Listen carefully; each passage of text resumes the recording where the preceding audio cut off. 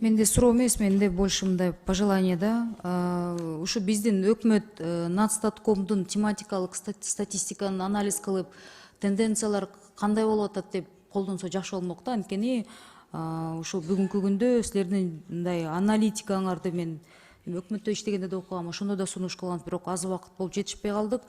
Вы очень хорошую аналитическую работу делаете, и мне очень жаль, что наше правительство, я имею в виду именно руководящие наши лица, они элементарно, мне кажется, даже не успевают совсем ознакомливаться. Да? Ошондо гендер боюнча, образование боюнча, экономика боюнча мен сиздерге сунуштайт элем. Эми азыр биз цифровизация заманында электрондук маалыматтарды алууга өтүп атабыз.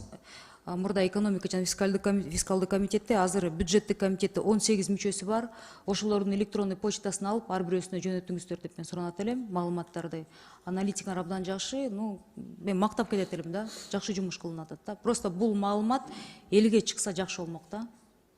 Жалпысынан ар бир ведомство, мисалы билим берүү ведомство ошакта силердин аналитикаларды окуп, кайсы жерден биз аксап атабыз, каяктан реформа керек деп мындай жыйынтыктарды чыгармак да.